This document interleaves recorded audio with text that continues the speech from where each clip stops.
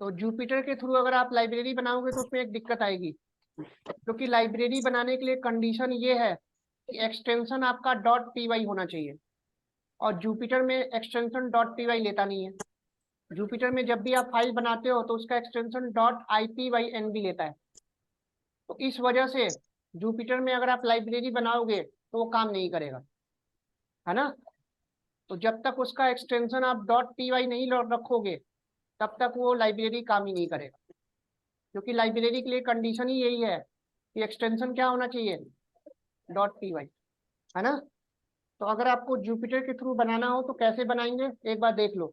बाकी सब चीज़ें सेम है, कोडिंग तो सब सेम ही रहेगी, बस रन करने का जो वे है वो चेंज हो जाएगा। तो देखें, तो अब मैं जुपिटर के थ्रू लाइब्रेरी बनाना बता रहा हूँ कि कैसे जुपिटर के थ्रू लाइब्रेरी बनाएंगे। तो जुपिटर पे काम करना सबको आता ही है, तो बस ध्यान से समझना, इसको लिखना नहीं है, बस एक बार समझ लो। कल वाला ही बताऊंगा, बस जुपिटर पे कैसे करना है वो दिखाऊंगा ना। तो मैंने जुपिटर ऑन किया। अब मैं करता हूँ क्या, डेस्कटॉप चूज करता हूँ। यहाँ पे मैंने डेस्कटॉप चूज किया और डेस्कटॉप पे मैंने एक नई फाइल बनाई, ठीक है। तो मैंने डेस्कटॉप चूज करके एक नई फाइल बनाई, है ना। अब मैं यहाँ पे क्या करूँगा, डेस्कटॉप पे अब मैं एक लाइब्रेरी बनाऊंगा। तो मैंने इस फाइल का नाम वही एडिशन रख दिया। लाइब्रेरी का नाम क्या रख दिया, एडिशन। और यहाँ पे मैंने वही एक फंक्शन बना दिया ऐड का, और इसके अंदर मैंने रन टाइम पे 2 नंबर ले लिया। तो मैं नया कुछ नहीं बता रहा, कल जो बताया था सारी चीजें वही है।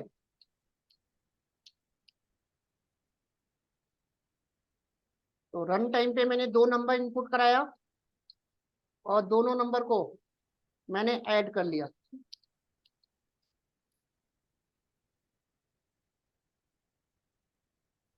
यहाँ तक चीजें क्लियर हैं।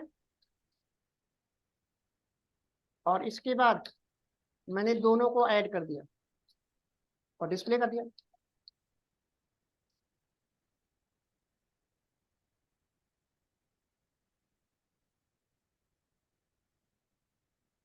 फिर मैं इसी लाइब्रेरी के अंदर 4 फंक्शन बनाऊंगा, ठीक है। एक ऐड का बना दिया, एक सब्सट्रैक्ट का बना दिया।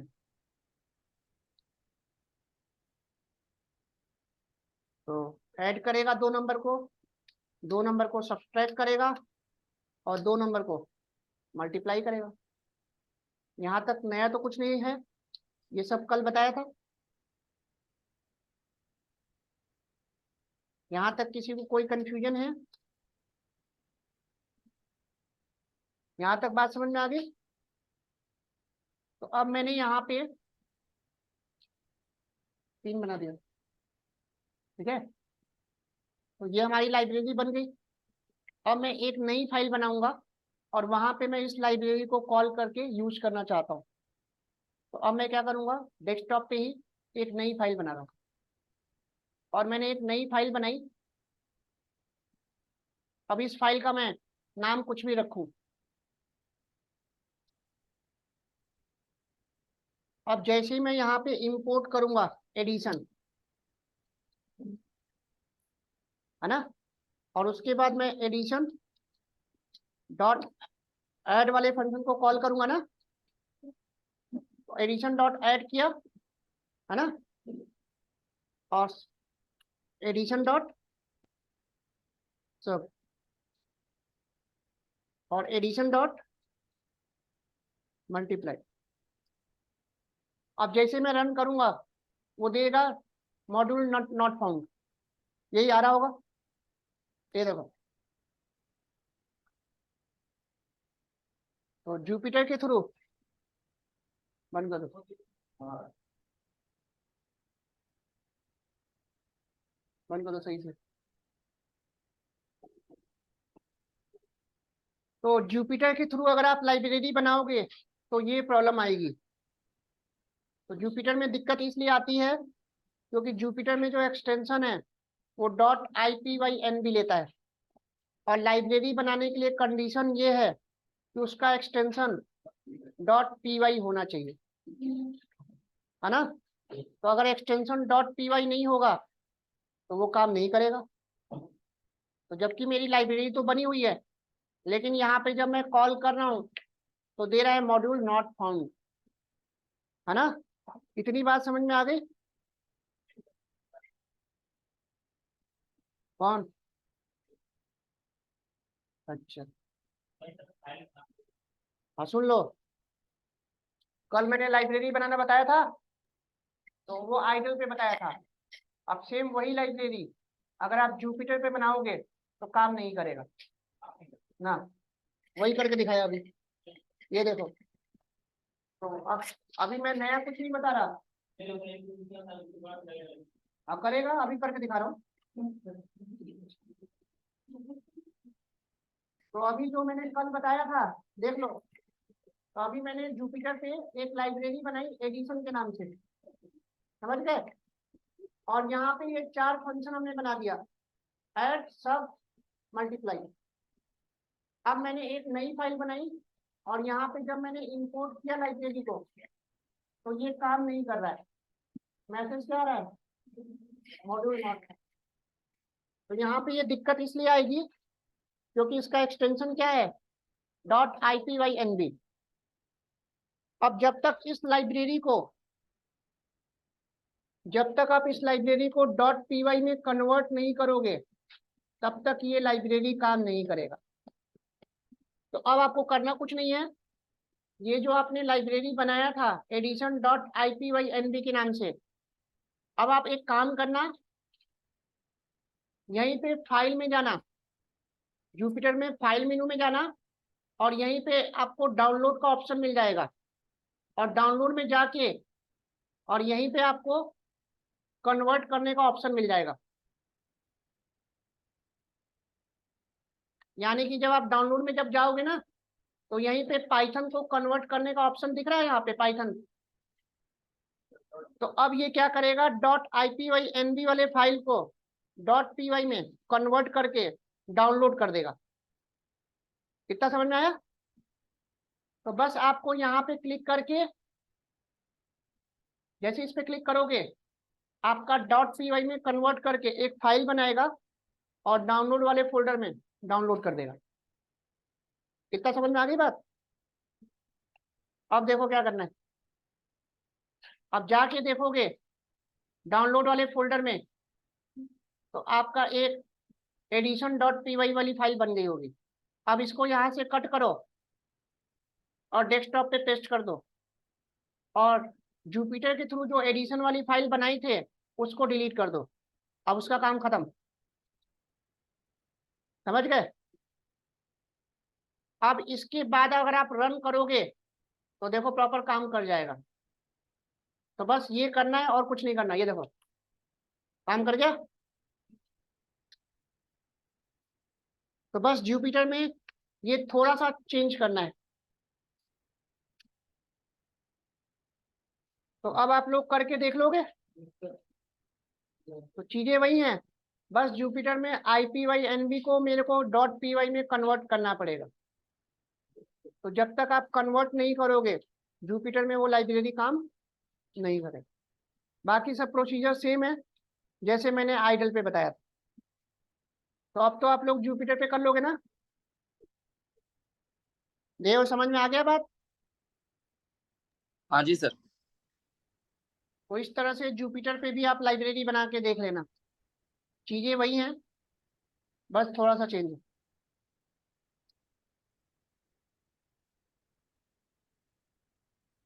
चलो नेक्स्ट हेडिंग डालो। तो, तो कल हमने लाइब्रेरी बनाना सीख लिया था ना। अब हेडिंग डालो।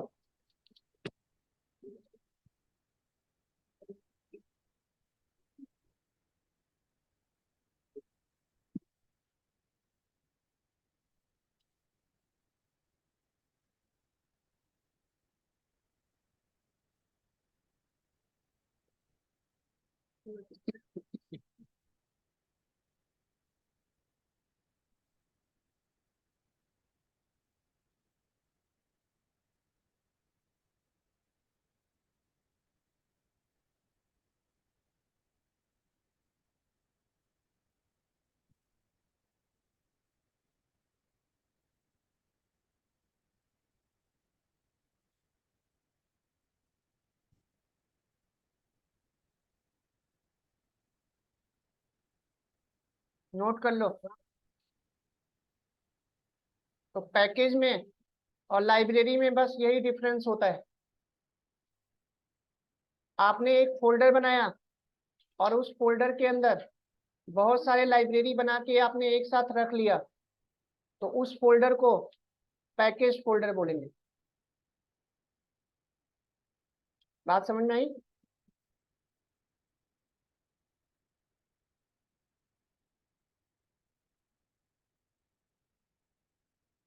यहां तक सबका हो गया?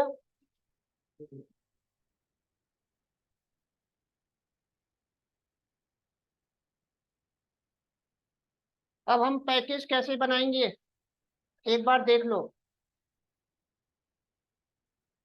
यहां तक नोट डाउन कर लिया सबने?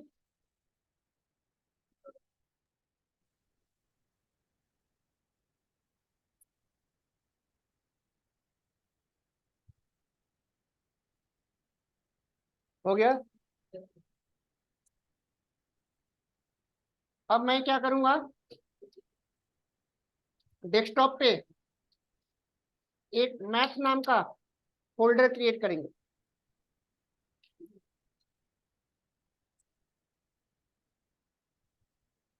और इस मैथ्स फोल्डर के अंदर मैं अलग अलग बहुत सारी लाइब्रेरी बना के रखूंगा। तो कैसे काम करेगा देखते चलो। सबसे पहले मैंने डेस्कटॉप पे एक फोल्डर बनाया मैथ्स के नाम से। एस लगा देना, अगर एस नहीं लगाओगे, मैथ नाम से फोल्डर बना दिए तो वो काम नहीं करेगा, क्योंकि मैथ नाम का ऑलरेडी लाइब्रेरी पहले से होता है। और इस फोल्डर के अंदर मैं अलग अलग लाइब्रेरी बनाऊंगा, ठीक है।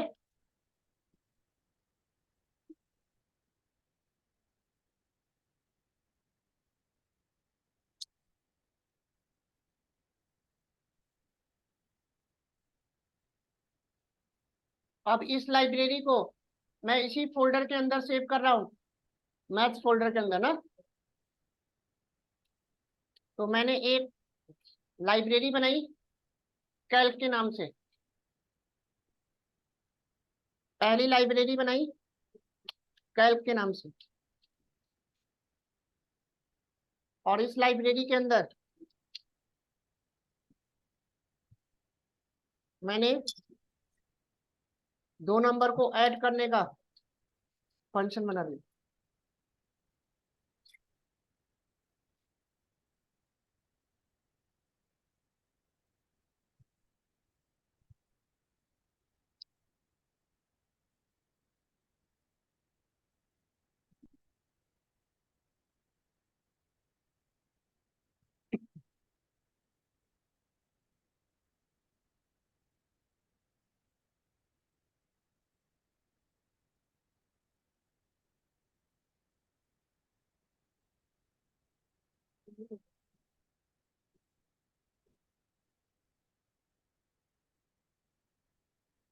यहाँ तक सबको समझ में आ रहा है?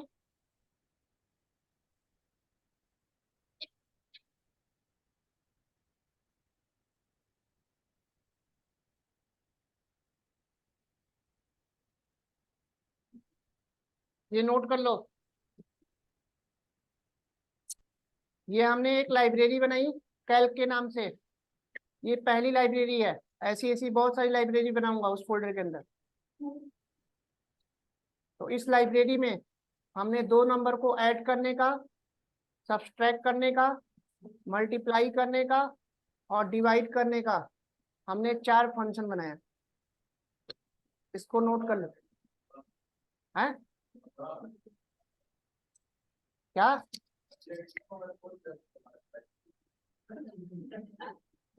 कौन सा लाइब्रेरी बनाऊं? हाँ अभी बना रहा हूँ। अभी बहुत सारे बनाने हैं।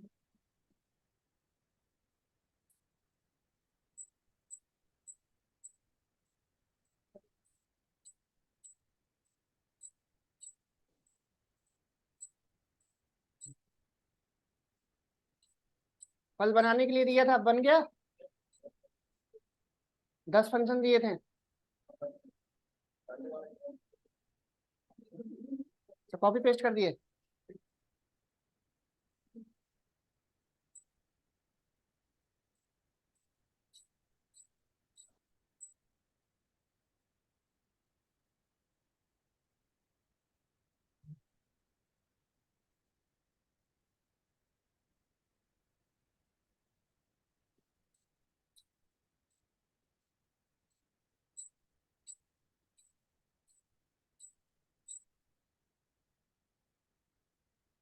देव आ रहा है, समझ में नहीं आता। हाँ जी सर। अनीता कोई डाउट? No sir. सर इसमें जैसे पैरामीटर पास करेंगे है, तो जब कॉल करेंगे तो वहां पे हमें वैल्यू देना पड़ेगा तो। वहां पे वैल्यू देना पड़ेगा, तो मतलब मैंने अभी किया था जैसे फैक्टोरियल का और उसका, तो सर उसमें डिफरेंट मतलब आ रहा था, जैसे 2 बार पैरामीटर इनपुट कराएंगे सर वहां पे फिर। अभी मैं करके दिखाता हूँ उसको।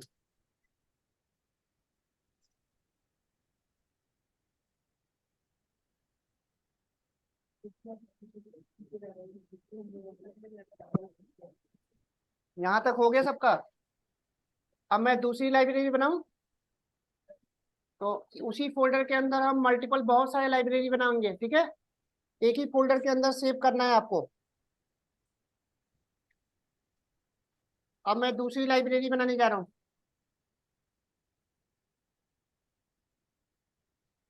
और इस लाइब्रेरी का मैंने नाम रखा एरिया।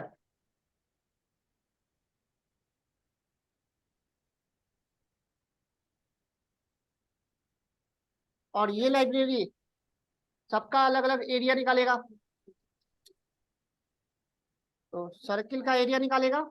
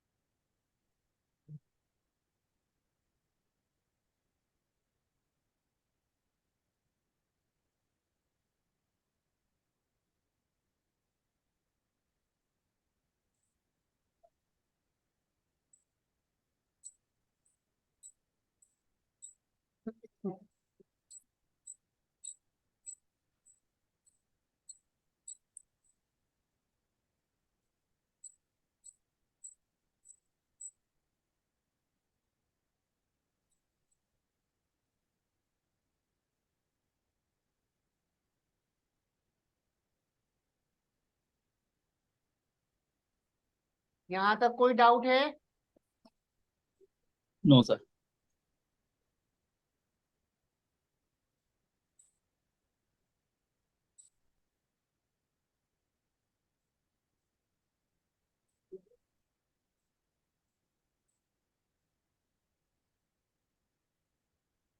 तो यहाँ तक नोट डाउन कर लो फटाफट।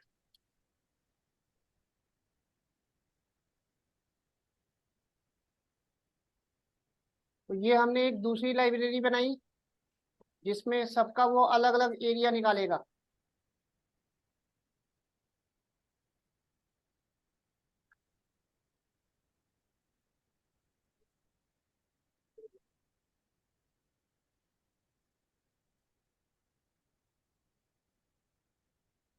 यहाँ तक हो गया सबका।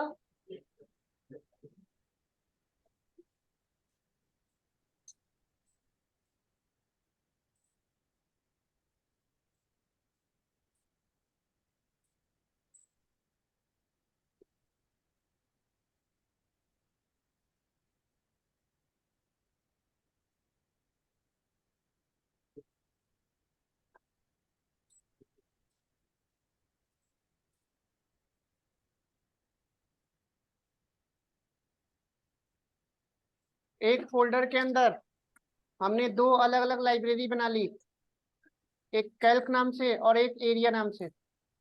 अब मैं तीसरी लाइब्रेरी बनाने जा रहा हूँ।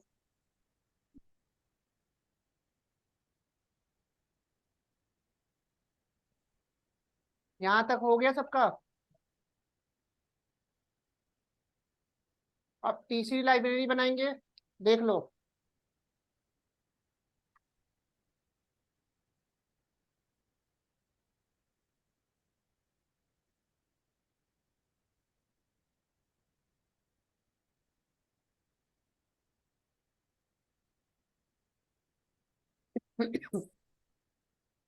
तीसरी जो लाइब्रेरी मैंने बनाई, स्टूडेंट्स के नाम से बनाया।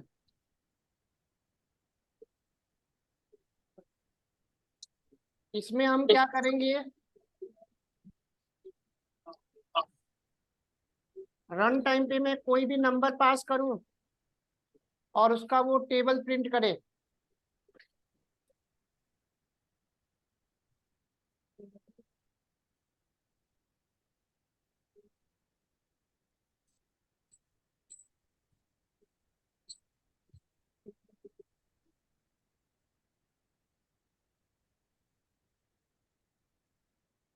दूसरा फंक्शन हमने बनाया, रन टाइम पे कोई भी हम नंबर पास करें उसका वो फैक्टोरियल डिस्प्ले करे।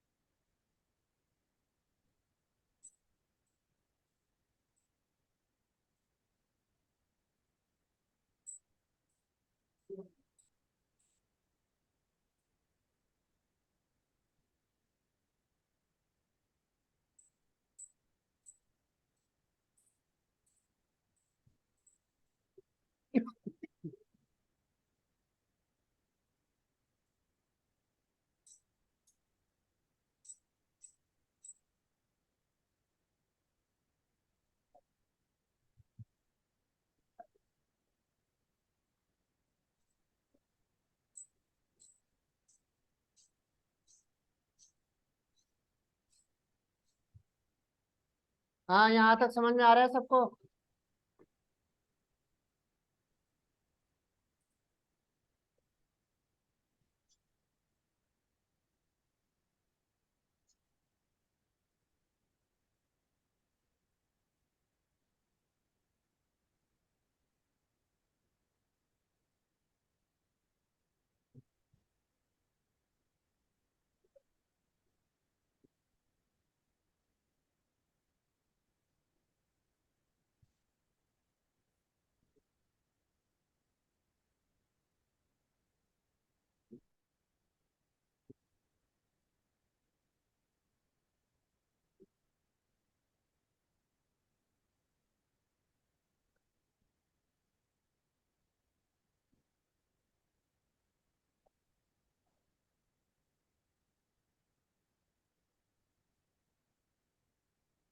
नोट कर लो सारा।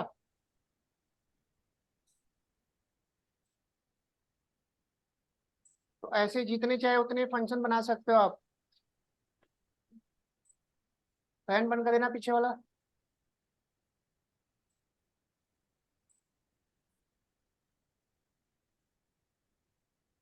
जितना चाहे उतने फंक्शन बना सकते हो आप ना।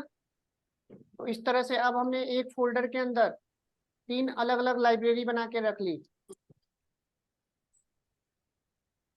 अब इसको हमें कॉल करना सीखना है। कॉल कैसे करेंगे।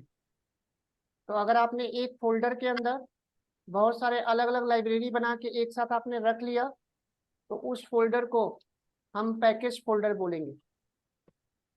तो अब हमारा मैथ्स वाला जो फोल्डर है वो हमारा पैकेज फोल्डर बन गया। अब इस पैकेज को कॉल करने के लिए इस फोल्डर के बाहर आप कोई भी फाइल बनाओगे, फोल्डर के अंदर नहीं बनाना। अगर इस पैकेज को कॉल करना है तो मैथ्स वाला जो फोल्डर आपने बनाया है उसके बाहर एक फाइल बनाओगे और उसके अंदर आप कॉल करोगे। तो आप कॉलिंग देखें कैसे करना है। यहाँ तक सबको क्लियर हो गया?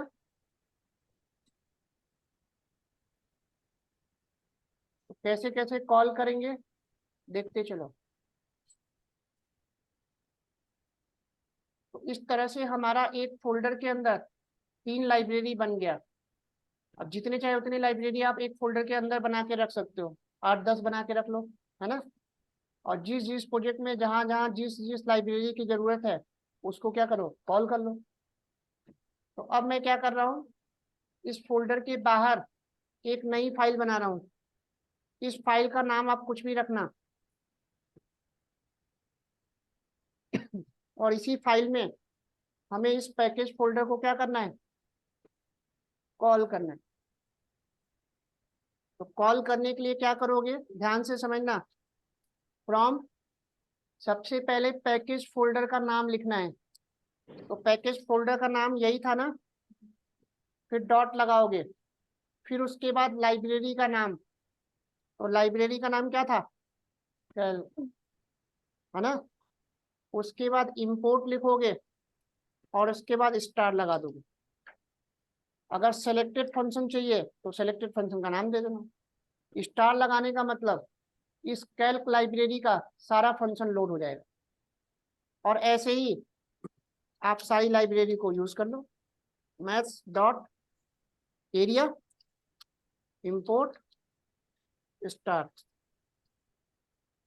तीसरा भी कॉल कर लोगे, स्टेट्स इंपोर्ट स्टार।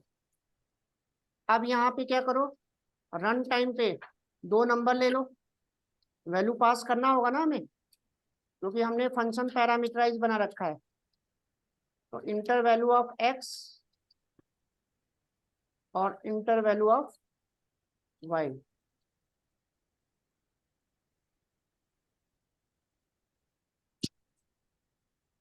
और इसके बाद अब मैंने ऐड वाले फंक्शन को कॉल कर लिया और एक्स और वाई को पास कर दिया। सब्सट्रैक्ट वाले फंक्शन को कॉल कर लिया, उसके बाद मैंने टेबल वाले फंक्शन को कॉल कर लिया, फैक्टोरियल वाले फंक्शन को कॉल कर लिया, सर्किल वाले फंक्शन को कॉल कर लिया। जो फंक्शन कॉल करना है वो फंक्शन कॉल कर, इवन और वाले फंक्शन को कॉल कर लिया।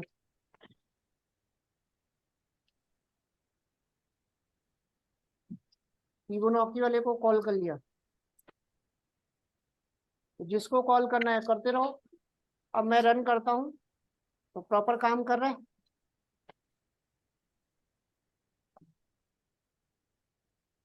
ऐड कर दिया, सब्सट्रैक्ट कर दिया, 4 का टेबल आ गया और 4 के टेबल के बाद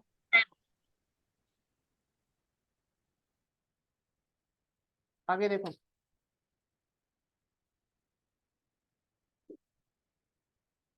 इसके बाद तो काम ही नहीं किया ना, इसका मतलब टेबल तक चल रहा है, फैक्टोरियल नहीं आया ना। तो एक बार देख लेते हैं फंक्शन में हमने क्या किया।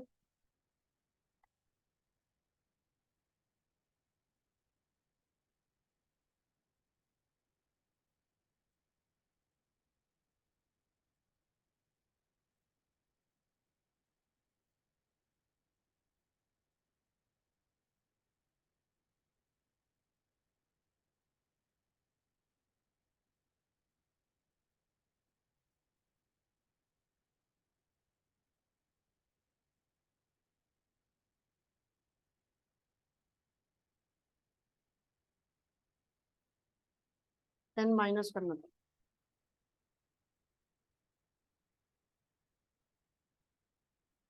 और कौन सा फंक्शन कॉल नहीं किया? फिर से रन कर लेते हैं।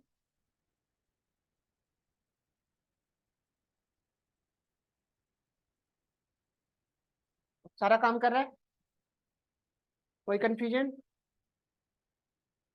तो फैक्टोरियल वाले में थोड़ा सा लॉजिक गलत लिख दिया था, तो इस वजह से काम नहीं कर रहा था। तो अब आपको कॉन्सेप्ट समझ में आया कि कैसे कैसे करना है। तो पैकेज फोल्डर बनाना समझ में आया कि पैकेज बनाना कैसे है और कॉल कैसे करना है, इसको नोट कर लो।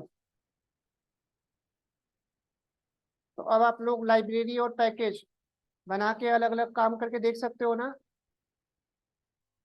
इसमें कोई कंफ्यूजन हो किसी को तो पूछ लो। हाँ हाँ सर एक बार कॉल हाँ करना लेना। और बताना, क्या हुआ? ये कैसे कॉल करेंगे एक बार और बताना। जैसे जैसे आपने फंक्शन बनाया है वैसे कॉल करना होगा ना। अब जैसे यहाँ पे आपने टेबल नाम का फंक्शन बनाया है तो एक पैरामीटर देना है, तो कॉल करते समय यहाँ पे एक वैल्यू देनी होगी। सर वो दूसरी फाइल कहाँ सेव की है आपने? कौन सी फाइल? मैथ फोल्डर के बाद आपने कुछ और बताया था ना, एक अलग से सेव करेंगे कुछ। वो फाइल मैंने फोल्डर के बाहर लिखा है, फोल्डर के बाहर ये देखो। मैथ फोल्डर के अंदर 3 फाइल है और इस फोल्डर के बाहर मैंने ये कॉल किया, ये वाली फाइल। समझ गए? अच्छा, हाँ जी हाँ जी, ओके। तो सबको क्लियर हो गया कि कैसे पैकेज बनाना है और कॉल सर कैसे करना है? हेलो। हाँ जी। सर अगर नो आर्गुमेंट वाला अगर फंक्शन हो तो उसमें ये इनपुट कहाँ लेंगे? उसमें फिर वैल्यू नहीं पास नहीं करना, आपको डायरेक्ट कॉल करना है। अच्छा। तो जैसा नहीं, फंक्शन अगर होगा वैसा कॉल करना होगा।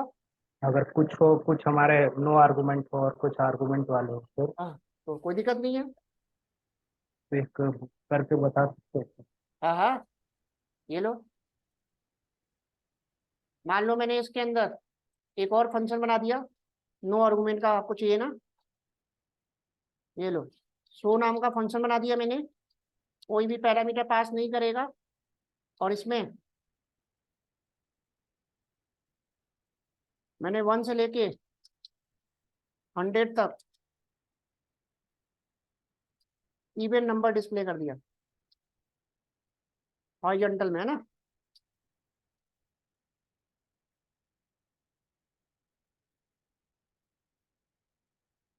अब जब इस फंक्शन को कॉल करेंगे, कुछ नहीं करना, आप यहाँ पे शो फंक्शन कॉल कर लो। अब जब मैं रन करूंगा तो प्रॉपर काम करेगा, ये देखो।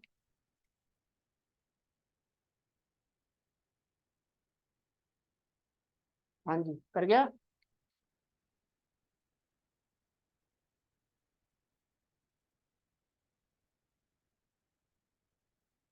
आ गया समझ में कैसे करना है?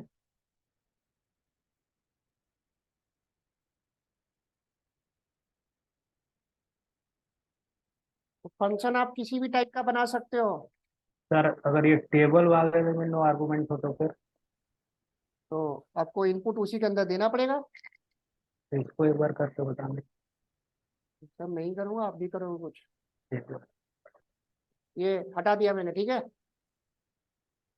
और यहीं पे मैंने वैल्यू पास कर दी।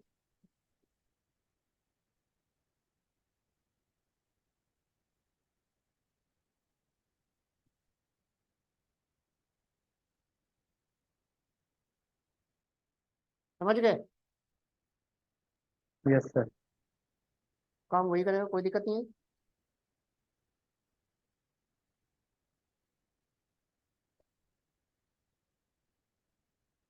समझ गए? Yes sir.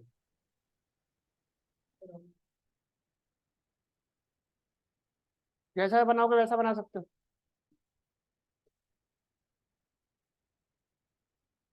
तो अब समझ में आ गया कैसे कैसे करना है आप लोग को? अभी भी कोई दिक्कत किसी को?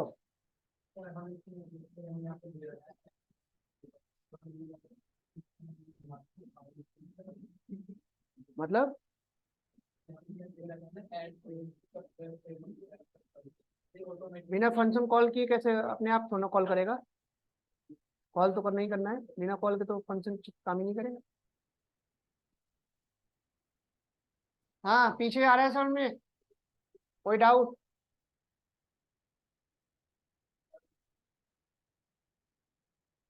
कौन सा बताऊं?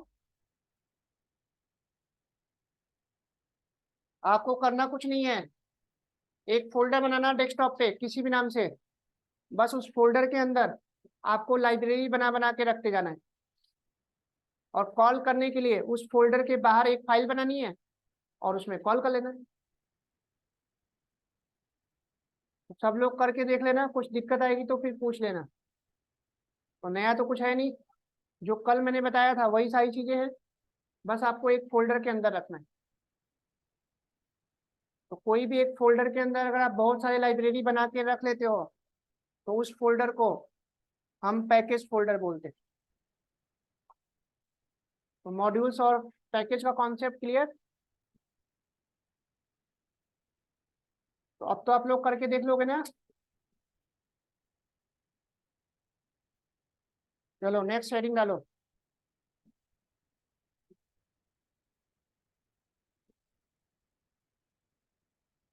तो ये टॉपिक भी आप लोग का कंप्लीट हो गया। अब नेक्स्ट जो कॉन्सेप्ट है वो बहुत इंपॉर्टेंट है, सबसे ज्यादा यूज होता है। तो अब हेडिंग डालो, फाइल हैंडलिंग।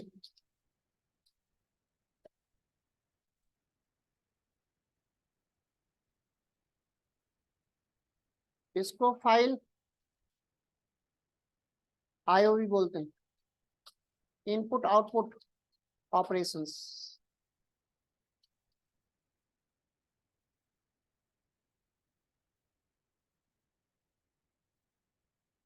तो फाइल हैंडलिंग जो कॉन्सेप्ट है बहुत इंपॉर्टेंट है, और इसका यूज डेटा एनालिसिस में सबसे ज्यादा आएगा।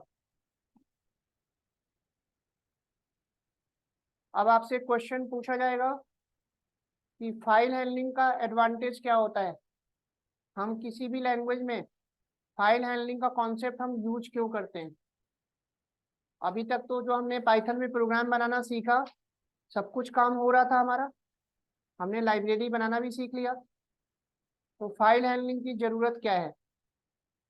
किसी को कुछ पता है फाइल हैंडलिंग के बारे में?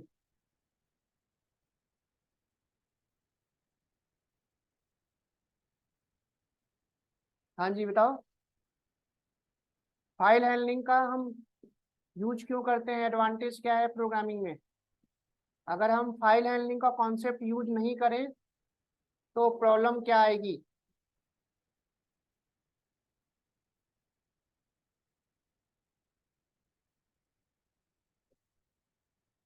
क्या हुआ?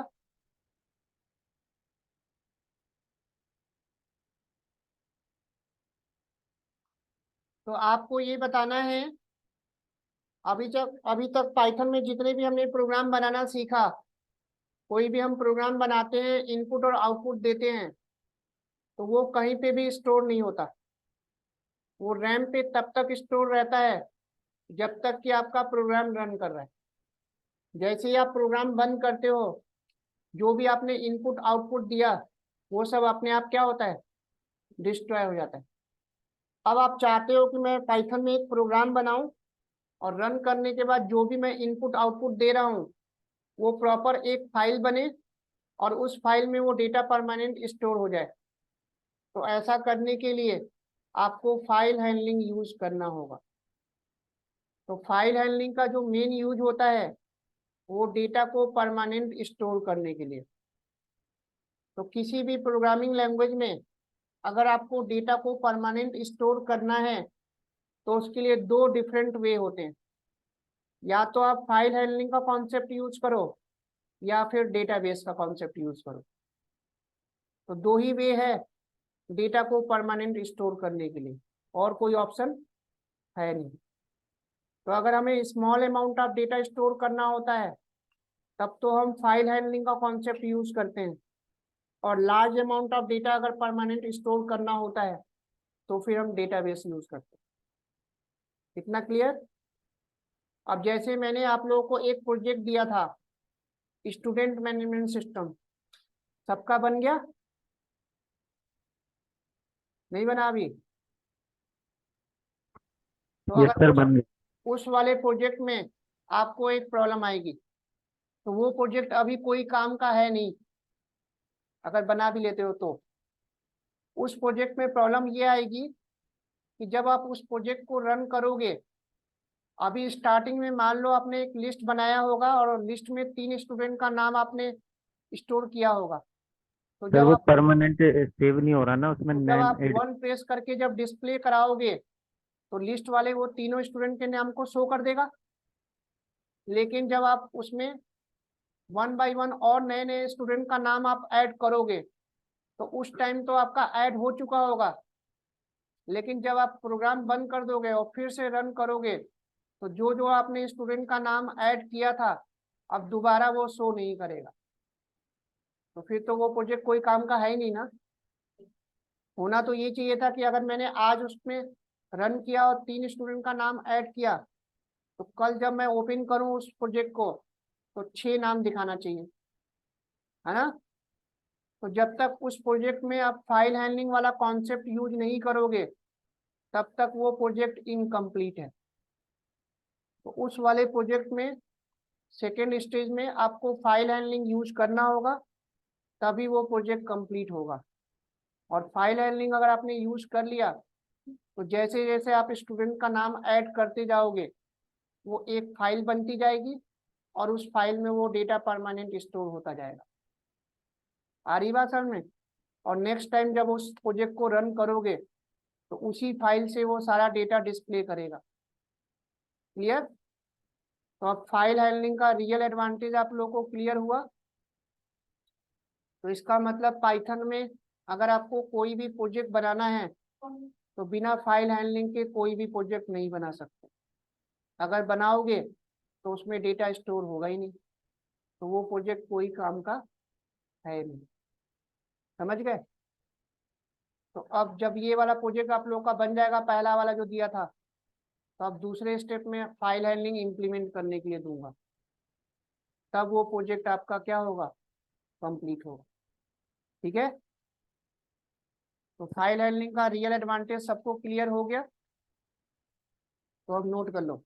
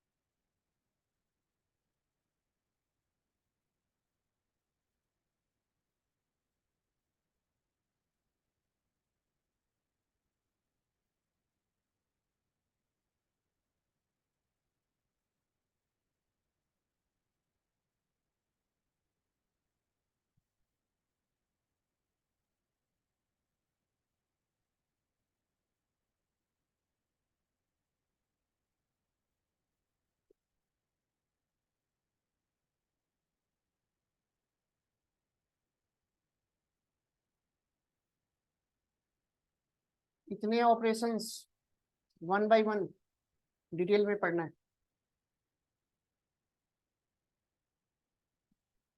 यहाँ तक कोई confusion?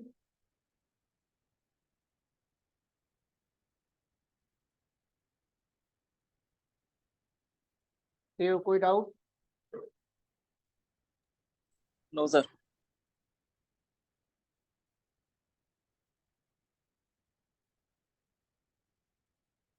One by one file handling के थ्रू ये सारे ऑपरेशंस आपको सीखने हैं।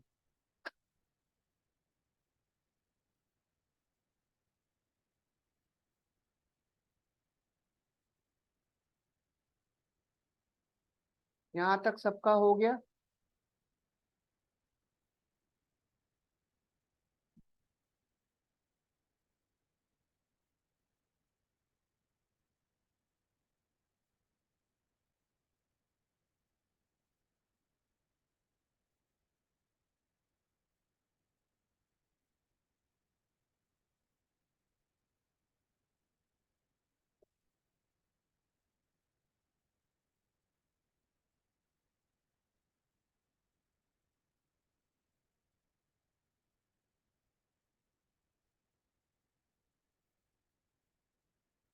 हाँ, हो गया यहाँ तक सबका?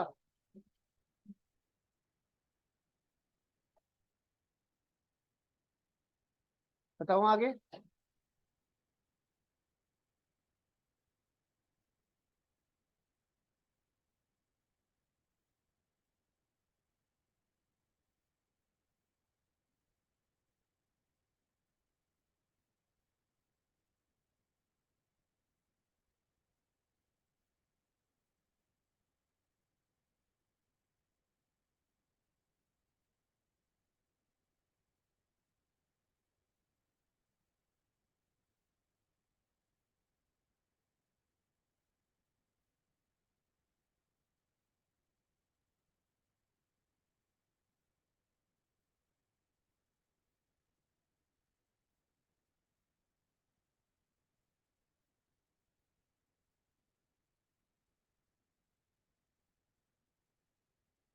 फाइल हैंडलिंग का यूज करके आप दो तरह की फाइल हैंडल कर सकते हो। एक होता है आपका टेक्स्ट फाइल और दूसरा होता है बाइनरी फाइल। इसका मतलब फाइल हैंडलिंग का यूज करके हम दो तरह का फाइल हैंडल करना सीखेंगे। एक आपका टेक्स्ट फाइल होगा और दूसरा बाइनरी फाइल होगा। टेक्स्ट फाइल का जो एक्सटेंशन है सबको पता ही है, .txt होता है ना। और बाइनरी फाइल का जो एक्सटेंशन होगा .bin या .dat होगा। तो किसी भी फाइल का अगर एक्सटेंशन अगर आपको .bin मिल गया या .dat मिल गया तो समझ जाना कि वो बाइनरी फाइल है। यहाँ तक बात समझ में आ रही है? अब आपसे इंटरव्यू में क्वेश्चन पूछा जाएगा कि टेक्स्ट फाइल और बाइनरी फाइल में डिफरेंस क्या होता है। तो दो तीन डिफरेंस है, अलग से नोट कर लो। Difference between text file and binary file.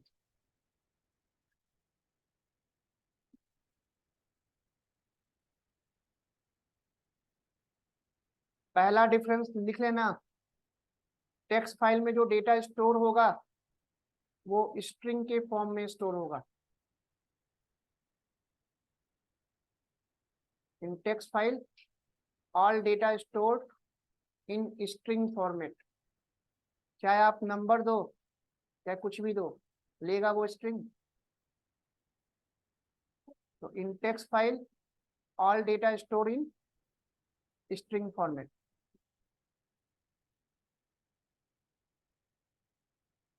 जबकि बाइनरी फाइल में जब आप डेटा स्टोर करोगे तो वो इनक्रिप्टेड फॉर्म में स्टोर करेगा।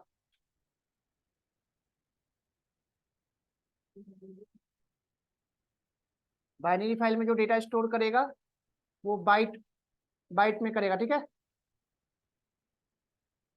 बाइट कोड में बनाएगा ना।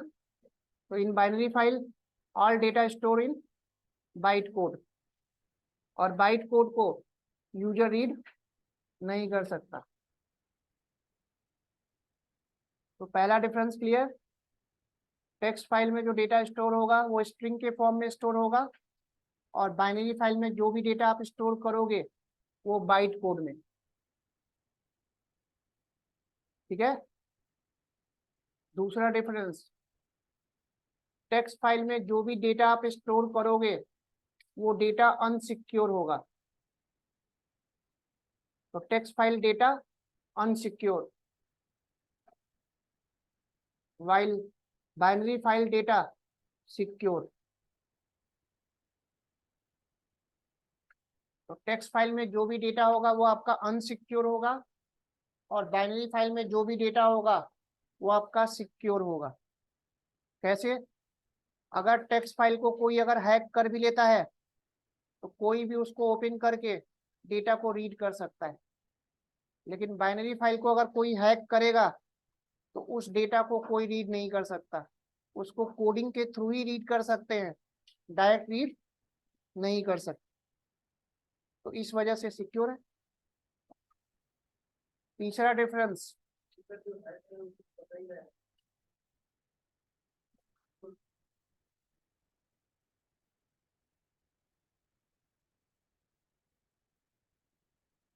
डेटा स्टोर होता है बाइट कोड में, प्रोग्राम थोड़ा मिलेगा उसमें, उसमें केवल डेटा स्टोर होगा, प्रोग्राम स्टोर नहीं होगा। समझ गए? तीसरा डिफरेंस,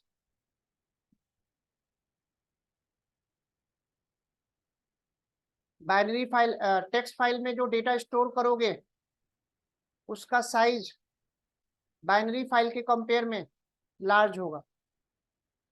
यानी कि बाइनरी फाइल में जो डेटा स्टोर होता है वो कंप्रेस्ड फॉर्म में स्टोर होता है। सेम डेटा आपने टेक्स्ट फाइल में स्टोर किया और सेम डेटा बाइनरी फाइल में स्टोर किया, तो बाइनरी फाइल का साइज लेस होगा as compare to text file.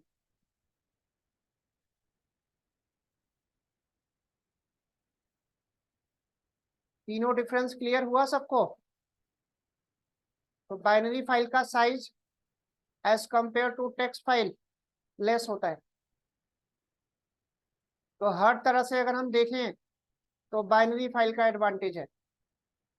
तो रियल में अगर हम देखें तो आगे जब आप फाइल हैंडलिंग पे कोई भी ऑपरेशन आप परफॉर्म करोगे तो मोस्टली हमें बाइनरी फाइल पे काम करना होता है, टेक्स्ट फाइल पे काम नहीं करना होता। ठीक है। तो टेक्स्ट फाइल और बाइनरी फाइल में डिफरेंस क्लियर? कोई कंफ्यूजन किसी को? अब एक बात याद रखना कि फाइल हैंडलिंग के थ्रू आप किसी भी टाइप का फाइल बना सकते हो, आप डॉक फाइल भी बना सकते हो, कोई भी फाइल बना सकते हो, लेकिन फाइल हैंडलिंग के थ्रू जब भी हम फाइल क्रिएट करेंगे हमेशा टेक्स्ट या बाइनरी फाइल ही क्रिएट करेंगे, क्योंकि फाइल हैंडलिंग के थ्रू बस आप टेक्स्ट और बाइनरी फाइल को ही रीड कर सकते हो और कोई फाइल के डेटा को रीड नहीं कर सकते।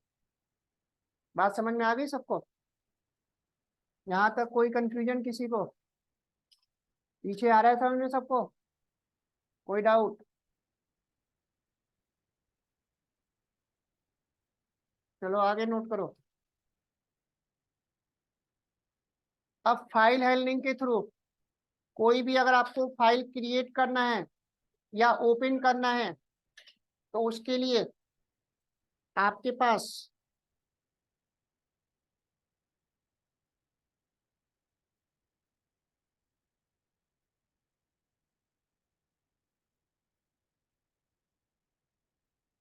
ओपन नाम का एक फंक्शन होता है प्री डिफाइंड।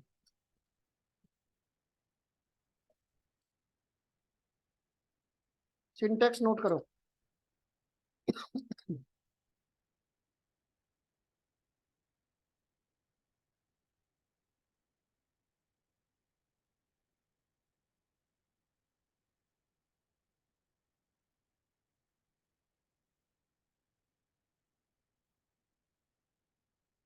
ऊपर वाला सिंटेक्स है, नीचे वाला एग्जाम्पल है।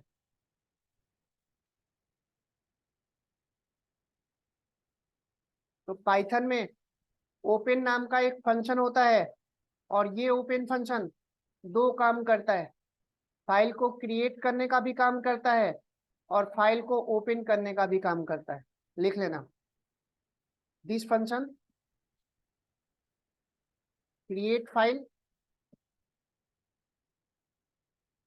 एंड ओपन फाइल, दोनों काम करता है।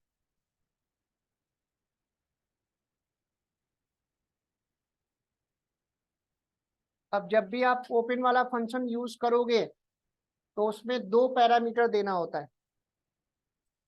फर्स्ट पैरामीटर में आपको फाइल का नाम, किस नाम से फाइल बनानी है, और दूसरे पैरामीटर में आपको मोड ऑफ फाइल देना होता है।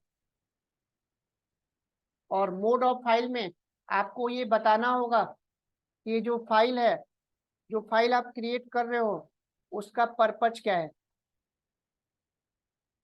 तो पूरा फाइल हैंडलिंग जो है वो मोड ऑफ फाइल पे आपका डिपेंड करेगा। तो सबसे पहले आप मोड ऑफ फाइल को समझ लो होता क्या है। तो अलग से नोट करो मोड ऑफ फाइल।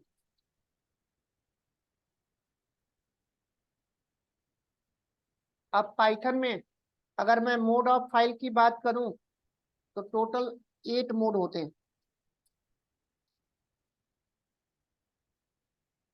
अब 8 मोड मिलेंगे। अब इन्हीं 8 में से कोई भी एक आप यहाँ पे दोगे, है ना। अब कौन कौन से मोड होते हैं नोट कर लो। पहला होता है आर, आर मोड। दूसरा होता है आर प्लस। तीसरा होता है डब्लू। चौथा होता है डब्लू प्लस, ए, ए प्लस, एक्स, एक्स प्लस। तो इतने मोड ऑफ फाइल मिलेंगे आपको और सबका काम अलग अलग है। और इन्हीं मोड में आपको डिफरेंस पता होना चाहिए। थोड़ा सा अगर आपने मोड चेंज किया, पूरा आपका आउटपुट चेंज हो जाएगा। और इन्हीं 6 मोड में से कोई एक मोड आपको यहाँ पे यूज करना है। या तो डब्ल्यू प्लस यूज कर लो, आर प्लस यूज कर लो, ए यूज कर लो, ए प्लस यूज कर लो, जो आपका मन करे वो यूज कर लो। यहाँ तक समझ में आ गई बात। अब एक एक मोड के बारे में लिख लो, डिफरेंस क्या होता है। तो आर के बारे में लिखो, रीड ओनली फाइल।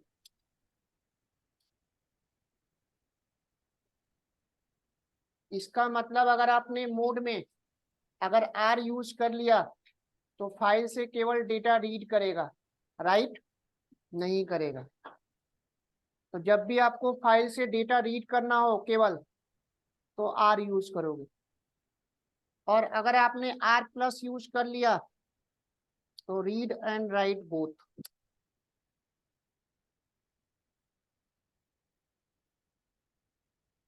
यानी कि यहाँ पे अगर मोड में अगर आपने आर प्लस यूज कर लिया ना, तो फाइल से डेटा रीड भी कर सकते हो और फाइल में डेटा राइट भी कर सकते हो, दोनों काम कर सकते हो।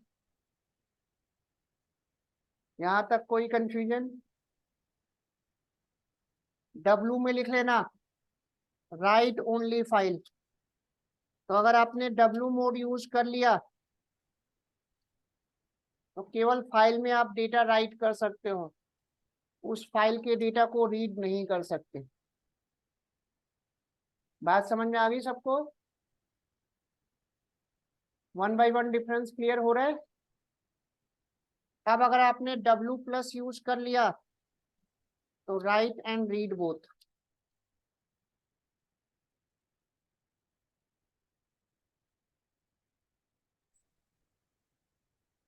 सर डिफरेंस क्या है आर प्लस और डब्ल्यू प्लस में? अभी बताता हूँ। हाँ जी, आर प्लस और डब्ल्यू प्लस में डिफरेंस बताओ। अच्छा वही पूछ रहे हो, वही मैं तुमसे पूछ रहा हूँ।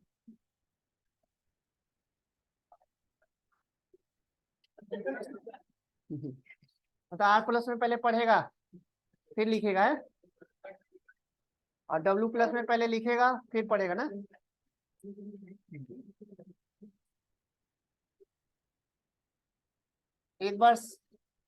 बार सबके बारे में लिख लो, फिर वन बाय वन डिफरेंस बताता हूँ। ए का मतलब लिख लेना write file in append mode.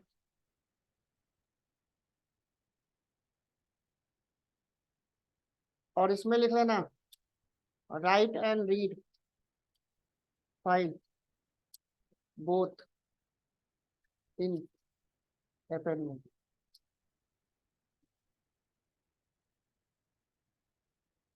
Right only file.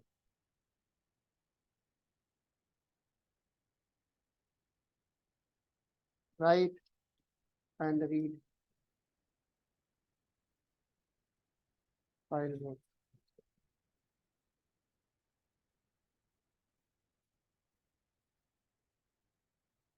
इतना नोट कर लो।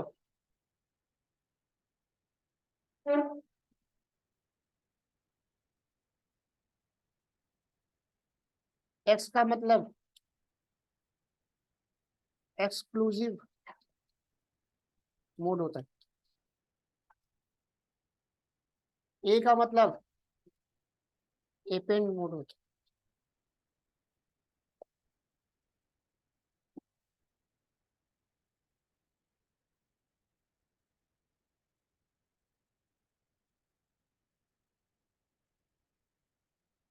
यहाँ तक कोई कंफ्यूजन है?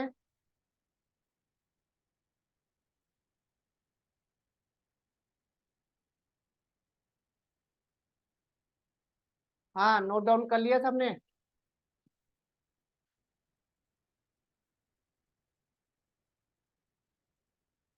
किसी को कोई डाउट हो तो पूछ लो। एक्स का फुल फॉर्म है एक्सक्लूसिव। चलो अब सबके बारे में बताऊं, ध्यान ध्यान से समझना। आर और आर प्लस के लिए कंडीशन ये है कि जो ओपन वाला जो फंक्शन है ना, अगर आपने ओपन फंक्शन के अंदर आर और आर प्लस मोड यूज कर लिया तो उसके लिए कंडीशन ये है कि फाइल पहले से बनी होनी चाहिए। अगर फाइल पहले से बनी नहीं है तो ना तो वो रीड करेगा ना राइट करेगा, सिंटैक्स एरर आ जाएगा। तो आर और आर प्लस के केस में जो ओपन फंक्शन है केवल फाइल को ओपन करने का काम करता है, क्रिएट करने का काम नहीं करता। नोट कर लेना। आर आर प्लस के कंडीशन में आपका फाइल पहले से बना होना चाहिए, तभी उस फाइल में डेटा रीड और राइट करेगा। अगर फाइल पहले से नहीं होगा तो ना तो वो रीड करेगा ना राइट करेगा, सिंटैक्स एरर आ जाएगा।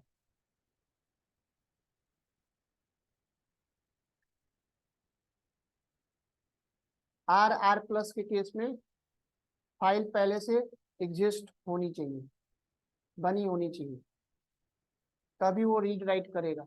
अगर फाइल पहले से बनी नहीं होगी तो सिंटैक्स एरर आ जाएगा। तो आर और आर प्लस के केस में ओपन जो फंक्शन है वो केवल फाइल को ओपन करने का काम करता है, क्रिएट करने का काम नहीं करता।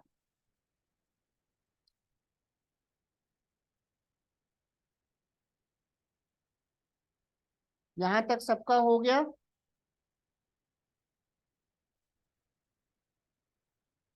अब डब्ल्यू डब्ल्यू प्लस में लिख लेना, ध्यान से समझना।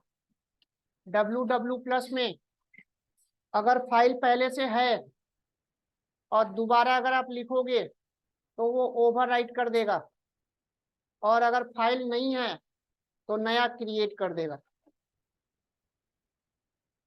डब्ल्यू डब्ल्यू प्लस के केस में फाइल अगर पहले से है तो ओवरराइट करेगा, पुराना डेटा खत्म हो जाएगा और जो नया डेटा लिखोगे वो ओवरराइट कर देगा। और अगर फाइल नहीं है तो क्रिएट भी कर देगा। तो इसका मतलब डब्ल्यू डब्ल्यू प्लस के केस में ओपन जो फंक्शन है दो काम करता है, फाइल को क्रिएट करने का भी काम करता है और फाइल को ओपन करने का भी काम करता है। अब आप लोग को R प्लस और W प्लस में डिफरेंस क्लियर? हाँ जी, पीछे आया समझ में? R प्लस W प्लस में, R प्लस के लिए फाइल पहले से होनी चाहिए तभी रीड राइट करेगा। W प्लस में ऐसी कोई प्रॉब्लम अगर है तो ओवरराइट करेगा, नहीं है तो बना देगा। यहां तक हो गया?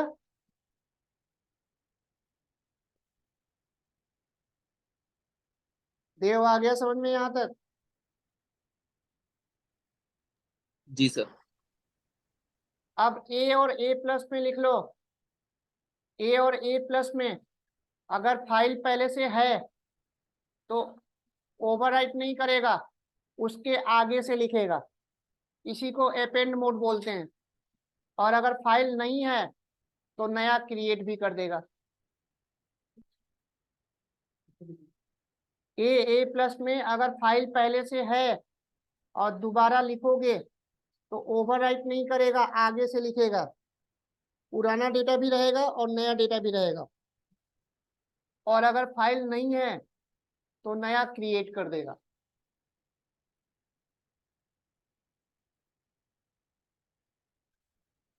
तो 1 बाय 1 मोड में डिफरेंस समझ में आ रहा है? तो अलग अलग सिचुएशन में आपको अलग अलग मोड यूज करना होगा।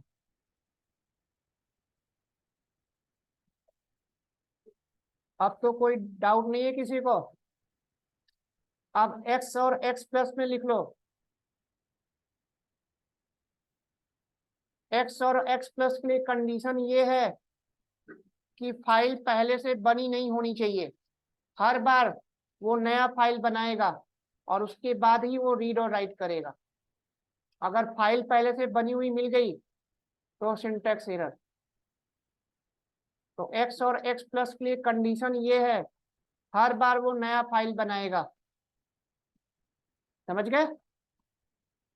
R प्लस का अपोजिट, R प्लस में फाइल बनी होनी चाहिए और x प्लस में फाइल बनी नहीं होनी चाहिए। तो अब सब में डिफरेंस अच्छे से क्लियर हो गया? अभी भी कोई डाउट है?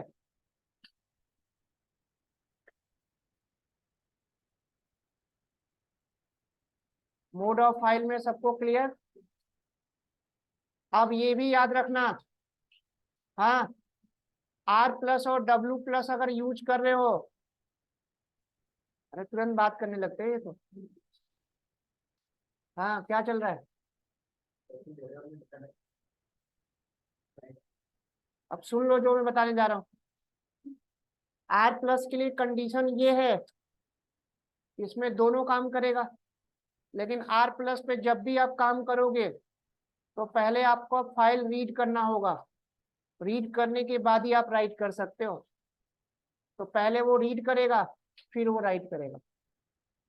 और W प्लस में पहले वो राइट करेगा तब रीड करेगा। तो W प्लस में आप पहले रीड नहीं कर सकते, पहले आपको राइट करना होगा तब वो रीड करेगा। तो इसीलिए मैंने लिखा है राइट एंड रीड, और उसमें लिखा है रीड एंड राइट। एक तरह से देखे तो काम तो दोनों का सेम है, लेकिन R प्लस में read first then write, W plus में राइट फर्स्ट देन रीड। तो ये सीक्वेंस आपको ऑर्डर फॉलो करना होगा। यहां तक बात सबको समझ में आ गई? कोई कंफ्यूजन? तो फाइल हैंडलिंग बहुत इंपॉर्टेंट है। अब इस फाइल हैंडलिंग से रिलेटेड मैं आप लोग को थर्सडे को 2-3 प्रोजेक्ट दूंगा और इस पे कुछ बहुत सारे रियल लाइफ असाइनमेंट दूंगा।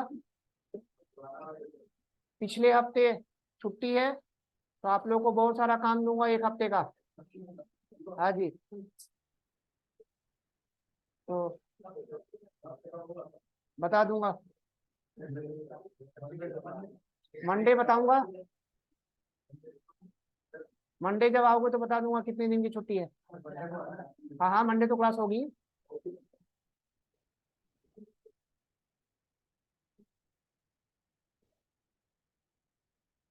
तो यहाँ तक समझ में आ गया सबको? तो फाइल हैंडलिंग का थ्योरेटिकल पार्ट क्लियर हो गया सबको? अब इसका प्रैक्टिकल हम कल देखेंगे। तो कल मैं ये सारे ऑपरेशन 1 बाय 1 करके दिखाऊंगा, ठीक है? Okay sir. तो आज आप लोग मॉड्यूल और पैकेज सारा बना के एक बार देख लेना, कहीं दिक्कत आएगी तो पूछ लेना।